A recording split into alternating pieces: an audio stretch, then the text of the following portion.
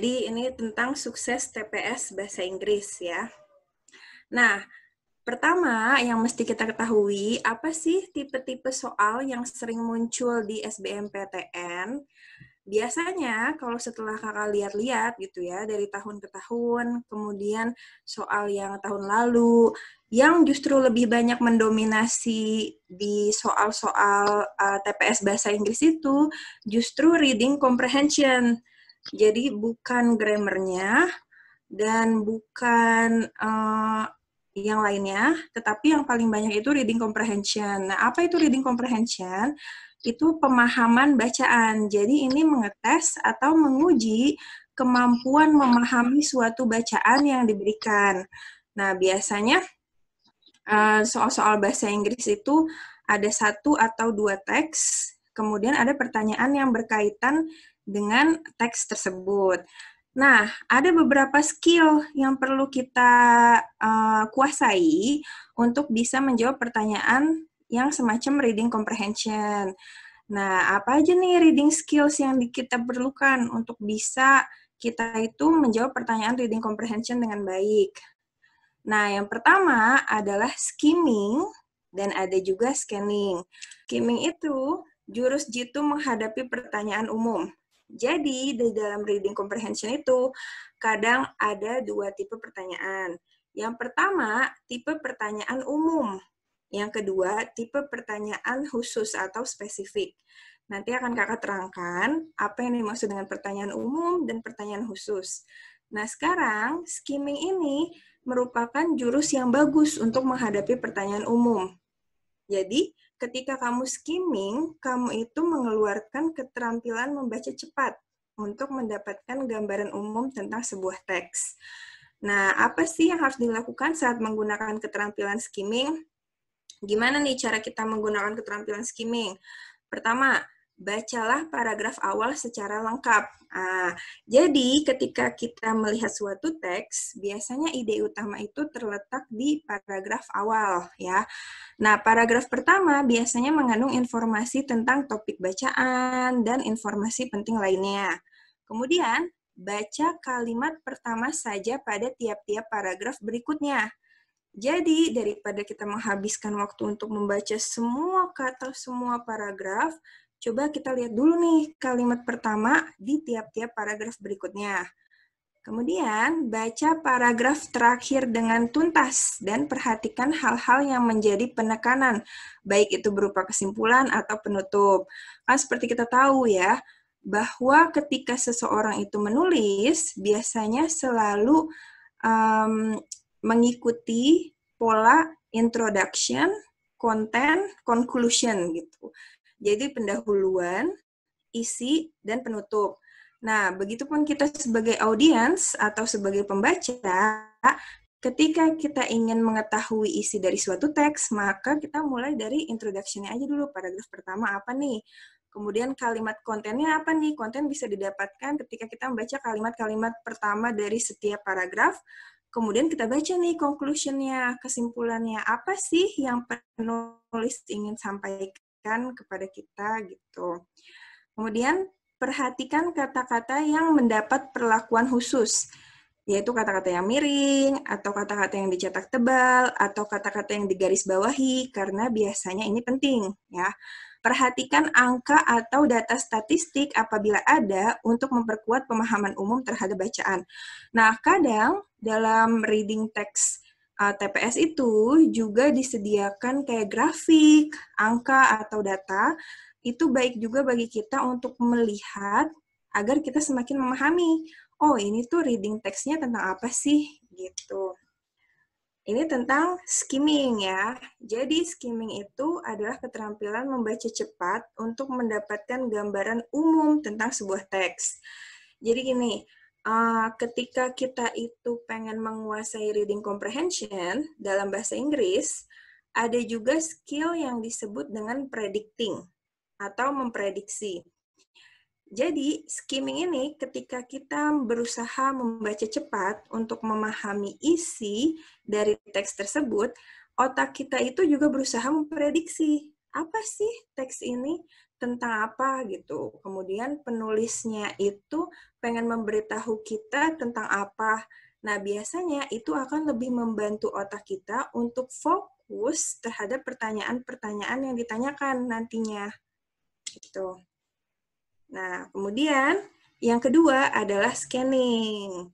Scanning ini bergerak lincah untuk menjawab tipe pertanyaan khusus atau spesifik. Seperti yang tadi kakak bilang, kan ada dua tipe pertanyaan biasanya dalam TPS Bahasa Inggris. Pertanyaan yang umum dan pertanyaan yang khusus. Nah, untuk menjawab pertanyaan yang khusus, kita bisa menggunakan skill scanning. Berbeda dari membaca cepat, scanning ini mengarah pada informasi tertentu tanpa harus memahami keseluruhan bacaan. Nah, bisa dibilang ini juga teknik loncat atau membaca loncat gitu. Jadi, ketika kita scanning atau ketika kita men-scan, kita tuh cuma mencari keyword atau ide yang ditanyakan gitu. Nah, kemudian keywordnya ini kita cari di teksnya sesuai dengan instruksi soal. Apa sih langkah-langkah untuk melakukan scanning? Pertama, pahami instruksi soal. Berarti kita harus membaca soal-soalnya terlebih dahulu. Apa yang ditanyakan? Gitu.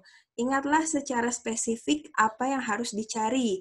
Nah, ketika kita membaca soalnya nih, kita harus ingat juga secara spesifik apa sih yang mesti kita cari gitu. Biasanya scanning dipakai untuk menjawab informasi detail tentang who, what, when, where, how. Nah, kalau misalkan ada pertanyaan who atau what, when, where, how, kita bisa menggunakan teknik scanning. Kemudian, gunakan kata kunci untuk membantu mencari informasi yang diinstruksikan.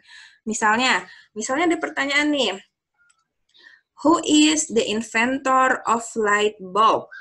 Nah, apa sih kata kuncinya di sini? Pertama kita harus lihat kata kuncinya adalah inventor, penemu gitu. Nah, informasi yang harus dicari dengan teknik scanning adalah identitas inventor yang bersangkutan.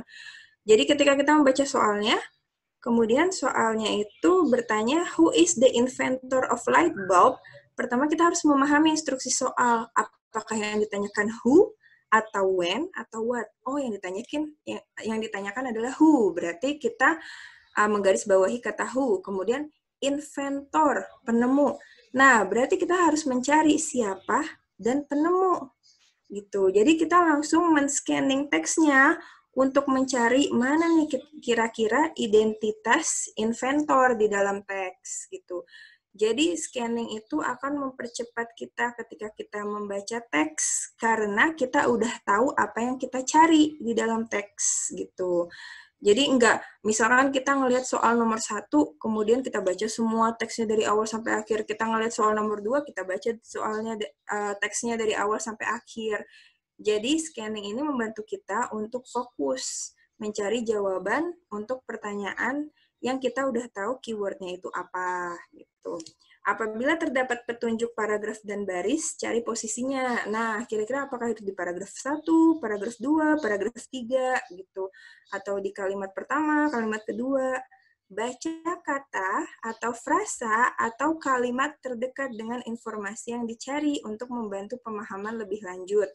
Nah, jadi kadang membantu juga untuk membaca satu kalimat utuh atau kalimat sebelumnya atau kalimat setelahnya di mana kita mendapatkan keywordnya itu. Misalkan kata inventor kita dapatkan di paragraf pertama. Nah, kita baca deh kalimat sebelumnya, kalimat setelahnya untuk kita memahami apa sih jawabannya gitu. Nah, jadi pertama read the question, baca pertanyaan. Kedua, underline the keyword, garis bawahi keywordnya apa di dalam pertanyaan tersebut. Kemudian, ask yourself what information the question is asking for. Nah, kita harus tanyakan diri kita, informasi apa sih yang ditanyain sama pertanyaan ini? Apakah who? Nah, kadang orang itu bisa salah menjawab karena dikirain yang ditanyain itu who, padahal pertanyaannya when, misalkan kapan. Nah, jadi untuk pertanyaan tersebut itu juga kita mesti teliti. Nah, baru ketika kita udah membaca pertanyaannya, kita udah tahu keyword apa yang pengen kita cari di teks, dan kita udah tahu apa sih informasi yang ditanyain di pertanyaan tersebut, baru kita search likely sections of the text. Kita cari kira-kira di teks ini tuh di bagian mana nih kita bisa mendapatkan jawabannya. Jadi ini adalah strategi untuk bisa menjawab pertanyaan secara cepat ya. Karena kan seperti tadi Kakak udah bilang juga, waktunya terbatas untuk bisa menjawab pertanyaan di TPS Bahasa Inggris. Nah, kemudian kita kembali ke yang tadi. Jadi tadi kan skimming sama scanning itu berfungsi menjadi strategi untuk menjawab pertanyaan umum dan pertanyaan khusus. Sekarang kakak mau memberitahu kalian apa itu pertanyaan umum dan apa itu kategori pertanyaan khusus atau spesifik ya. Jadi jenis pertama dari pertanyaan di dalam reading comprehension itu adalah pertanyaan umum. Nah, pertanyaan umum ini meliputi pertanyaan tentang topik. Pertama, topik teksnya, atau misalkan tujuan teksnya, sudut pandang penulis, writer's point of view, gitu, kerangka bacaan, the organization of the text, atau pemberian judul yang tepat untuk teks, gitu. Nah, ini merupakan pertanyaan-pertanyaan dalam kategori umum, ya. Contoh soal-soalnya, itu seperti apa sih? Kalau di TPS itu biasanya contoh soalnya akan seperti ini untuk pertanyaan umum. Misalkan dia bertanya, what is the topic of the text? Nah, ketika ditanyakan apa sih topik dari teks ini, strategi yang kita butuhkan adalah strategi skimming gitu. Jadi kita membaca cepat untuk mendapatkan ide utama tentang apa topik teksnya tersebut. Kita baca paragraf pertama, kemudian kita baca kalimat pertama dari setiap paragraf, dan kemudian kita baca conclusion. Lalu kita pilih deh dari jawaban A, B, C, D, kira-kira yang mana topik yang paling sesuai untuk teks tersebut. Kemudian bisa juga contoh pertanyaannya, what is the text about? Tentang apa sih teks tersebut? Ini juga kita membutuhkan kemampuan skimming ya untuk memahami apa sih teks tersebut itu tentang apa gitu. What is the purpose of the text? Nah, purpose atau tujuan teksnya itu apa? Apakah misalkan untuk mempengaruhi pembaca atau misalkan penulis itu memiliki tujuan tertentu gitu. The organization of the text is, ini juga bisa menjadi pertanyaan ya. The passage implies that, nah, kalau misalkan ada kata-kata, the passage implies that, paragraf ini atau teks ini mengatakan bahwa itu berarti kita harus memahami teks tersebut itu apa maksud yang dikandungnya gitu. Karena jawaban yang ditawarkan ABCD-nya itu pasti paraphrase itu jadi kalimat yang berbeda gitu, tapi maknanya sama dari teks yang kita baca gitu. Berarti kita mesti memahami apa isi atau apa kandungan teks tersebut gitu. Bisa juga pertanyaannya tuh what is the author's view on? Nah, ini menanyakan tentang sudut pandang penulis. Karena kadang kita bisa aja mendapatkan teks di mana penulisnya itu memiliki sudut pandang yang pasti, apakah pro atau misalkan kontra gitu. Jadi misalkan teksnya itu tentang penggundulan hutan, terus jelas-jelas di situ. Lalu jelas-jelas di situ sudut pandang penulisnya itu bahwa dia itu tidak setuju dengan penggundulan hutan gitu. The author's view is, nah ini juga masih sama ya. The text or passage or paragraph tells about the following except. Nah, yang ini untuk yang terakhir kita mesti teliti. Ada kata except. Except itu kecuali. Berarti justru kita harus mencari satu yang tidak sesuai gitu. Kan ini kan the text or passage or paragraph itu memberitahu kita tentang hal-hal di bawah ini kecuali. Nah, berarti dari A, B, C, D itu ada satu di mana satunya itu satu pilihan itu tidak menceritakan tentang teks tersebut. Nah, itu menjadi jawaban yang benar gitu. Karena kan di sini ada kata kecuali gitu. Jadi kalau ada kata kecuali itu harus lebih teliti juga. Nah, untuk menjawab pertanyaan-pertanyaan umum seperti ini, pertanyaan tentang topik, tentang purpose, tentang sudut pandang penulis, itu kita bisa menguasai keterampilan skimming ya, atau membaca cepat untuk mendapatkan ide utama dari suatu teks. Kemudian, jenis pertanyaan kedua adalah pertanyaan khusus atau spesifik. Nah, berbeda dari pertanyaan umum, di mana itu menanyakan hal-hal yang umum, seperti sudut pandang penulis, seperti topiknya, seperti apalagi tadi, tujuan teksnya. Kalau pertanyaan khusus ini biasanya pertanyaan yang spesifik menanyakan who atau what atau when gitu tentang teks. Ciri-ciri jenis pertanyaan yang bersifat khusus atau spesifik ini akan menguji kemampuan pembaca untuk menemukan informasi tertentu yang bersifat detail. Nah, jadi kalau pertanyaan umum tadi kan nggak detail, kalau untuk pertanyaan khusus ini, itu kita harus menemukan jawaban yang bersifat detail. Misalkan, apa sih yang ditanyain? Misalkan yang ditanyain itu identitas, kayak tadi, who is the inventor of light bulb? Gitu. Atau misalkan kurun waktu, when, lokasi, where, dan informasi tertentu lainnya. Memahami kosakata dari konteks kalimat tertentu, word meaning. Nah, biasanya mungkin kalian familiar nih.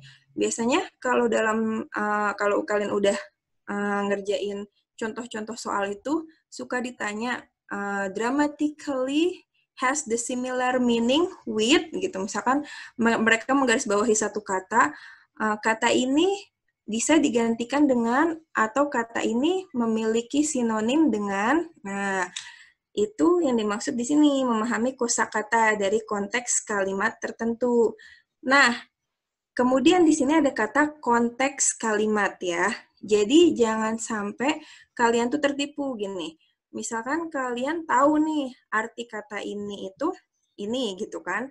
Tapi ternyata di dalam konteks kalimat tersebut katanya itu nggak digunakan dalam arti yang kalian pikirkan gitu. Nah, jadi kalian mesti membaca ulang konteks kalimatnya apa nih untuk bisa mendapatkan jawaban yang lebih pas gitu ya. Ini mengharuskan kita untuk memiliki beberapa koleksi kosakata atau vocabulary bahasa Inggris untuk bisa membantu kita mendapatkan jawabannya. Menemukan rujukan dari kosakata tertentu atau referring gitu, dan memahami maksud frasa atau kalimat tertentu infer. Nah, setelah ini akan kakak kasih lihat nih contoh dari word meaning, referring, sama inferring itu yang seperti apa. Nih contoh soal-soalnya. Jadi, bisa aja soalnya itu akan berbentuk seperti ini.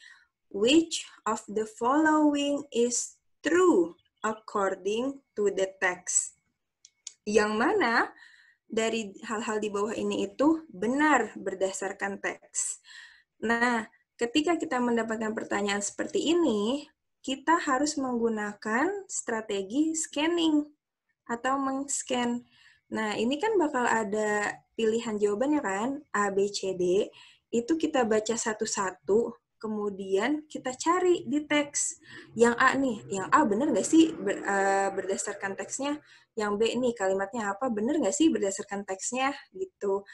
Nah, yang benar itulah jawaban yang benar. Karena kan which of the following is true, gitu. Yang mana yang benar? Which of the following is relevant to the passage? Apa sih gitu jawaban di bawah ini yang dia itu relevan atau sesuai dengan teksnya. Jadi kita mesti baca dulu pilihan jawabannya, A, B, C, D-nya apa, baru kita cari tuh dengan cara scanning, dengan menggunakan keyword di dalam teksnya. Kemudian, nah ini yang dimaksud inferring ya, yang tadi. Inferring itu memahami maksud frasa atau kalimat tertentu. Ini yang terakhir. Memahami maksud frasa atau kalimat tertentu. Nah, it can be inferred from paragraph, titik-titik, line, titik-titik, that, titik-titik. Bisa dipahami dari paragraf sekian, baris sekian, bahwa. Nah, jadi nanti dia akan ngasih tahu nih, misalkan dari paragraf 1, baris pertama, bahwa pilihannya A, B, C, D, kalian baca tuh, apakah sesuai apa enggak sama yang paragraf pertama, baris pertama itu. Gitu. Jadi infer itu, kita itu diharapkan untuk bisa memahami maksud frasa atau kalimat tertentu. Karena dia itu secara spesifik memberitahu kita paragraf berapa dan baris mana yang dia ingin kita jawab, berarti kita nggak mesti membaca semua teksnya keseluruhan. Langsung aja kita cari paragraf yang ditanyakan sama baris yang ditanyakan. Nah, di situ deh kita berkutat untuk memahami kalimatnya. Apa sih yang dimaksud di kalimat ini gitu, untuk bisa menjawab pertanyaan yang seperti ini. Kemudian kita juga bisa aja ditanyakan which lines tell or show about. Kadang dalam teks itu mereka akan ngasih tahu baris-barisnya. Misalkan ini baris pertama, ini baris kedua, ini baris keempat, ini baris keenam gitu. Yang ditanyakan ke kalian itu baris yang keberapa nih yang memberitahu kita tentang, berarti kalian mesti langsung cari yang mana, baris mana, apakah baris 2, apa baris 4, atau baris 6 gitu. Berarti kan ini juga mengharuskan kalian untuk baca soalnya dulu. Jadi bukannya baca teksnya dulu sampai selesai, tapi baca soalnya dulu apa yang ditanyakan, pilihan jawabannya, baru dengan keyword yang ada di soal itu, kalian kembali ke teksnya. Kemudian bisa juga pertanyaannya itu, compare the two paragraph and find the similarity or differences. Jadi kalian mesti ngebandingin dua paragraf dan menemukan persamaan atau perbedaan dari dua paragraf tersebut gitu. Nah, ini ketika kalian compare itu kalian mesti memahami maksud frasa atau kalimat tertentu ya. Kemudian bisa juga jenis atau contoh pertanyaannya, what does it in paragraf sekian, line sekian refer to. Nah, ini adalah contoh soal referring, menemukan rujukan. Nah, seperti kita tahu, it ini kan pronoun, kata ganti. Nah, kita mesti memahami di paragraf, misalkan nih pertanyaannya tuh, what does it in paragraph 2, line 2 refer to. Jadi, it-nya ini di paragraf 2, baris kedua, itu kembali kemana sih? Apakah it-nya ini pronoun untuk misalkan room, kita melihat atau mendapatkan soal yang seperti ini, the closest word in meaning with titik-titik is titik-titik, kita langsung lihat kata apa sih yang ditanyain, itu keywordnya, dan langsung kita cari di dalam teks gitu. Jadi kita nggak membaca semua teksnya dulu, kita langsung mencari kata, kita fokus terhadap kata ini, gitu. Kemudian kita cari di dalam teks, dan kita berusaha mencari kira-kira jawabannya itu apa, gitu. Atau makna yang paling mirip dengan kata tersebut itu apa, gitu. Jadi ini adalah contoh-contoh soal dari pertanyaan khusus atau spesifik. Ya. Kalau misalkan kita eliminasi ya dari jawaban yang mungkin salah gitu. Kalau misalkan kita mau jawab yang A, the discovery made in Patagonia, itu masih terlalu umum. Karena itu cuma memberitahu kita penemuan yang dibuat di Patagonia. Bisa aja penemuannya itu bukan tentang dinosaurus, ya kan? Sedangkan semua paragraf di sini dari mulai introduction, content, sama conclusion itu ngomongin tentang dinosaurus. Berarti bukan A. Kemudian B, the research on dinosaurs.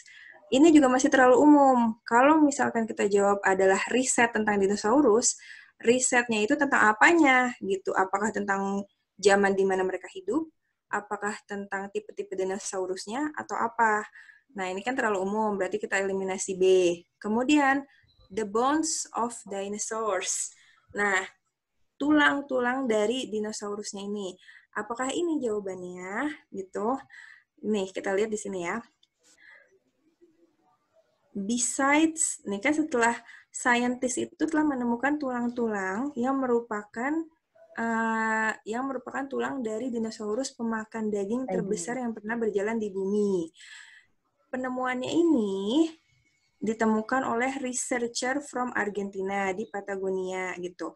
Besides the interesting fact that dinosaur was huge and horrifying, di samping fakta menarik bahwa dinosaurus itu besar dan menakutkan, it is even more astounding that the bones of a number of the dinosaurs were found together.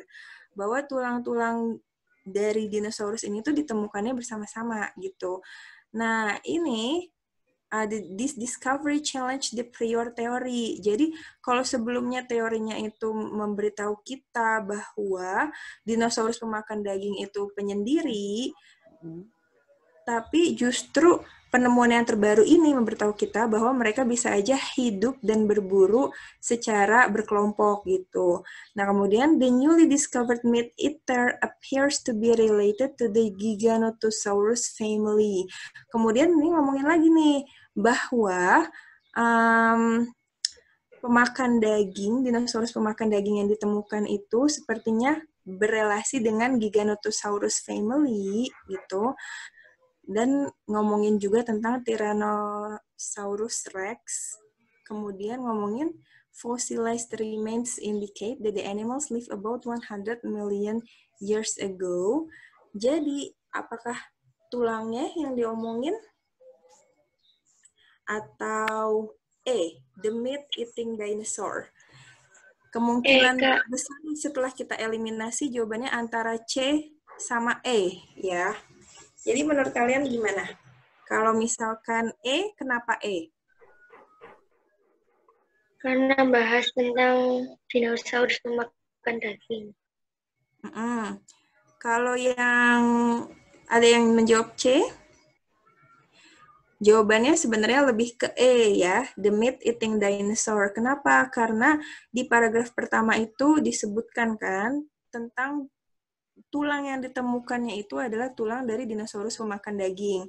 Nah, kemudian teksnya itu memberitahu kita bahwa sebelumnya fakta-fakta tentang dinosaurus pemakan daging itu bahwa mereka itu penyendiri gitu. Tapi dengan penemuan yang baru ini bahwa mereka bisa aja hidup dan berburu secara berkelompok. Nah, kemudian di paragraf kedua diulang lagi, the newly discovered meat eater appears to be related bahwa tulang dinosaurus pemakan daging ini itu berkaitan dengan apa gitu. Jadi lebih ke yang A, the meat-eating dinosaur. Nomor 2 ya? Ya. Nah, the researchers found the bones of a new type of dinosaur ini menanyakan tentang lokasi. Berarti kita membutuhkan jawaban spesifik gitu. Langsung nih, keywordnya apa nih? Researcher, bones, new type of dinosaur. Di mana nih jawabannya? Gitu. Ini kan ada kan di sini kan. The discovery was made by a team of researchers from Argentina and North America in Patagonia, a desert on the eastern slopes of the Andes in South America. Yang ditanyain apa? Apakah siapa researchernya, dari mana researchernya, atau di mana ditemukannya. Nah, ini agak tricky kan? Karena kalau kita baca nih, the researchers, para researchernya itu menemukan tulang-tulang dari tipe baru dinosaurus ini. Di mana? Berarti di mana menemukan tulang-tulangnya itu, bukan researchernya itu dari mana. Ya. Berarti jawaban Argentina pasti salah. North America pasti salah.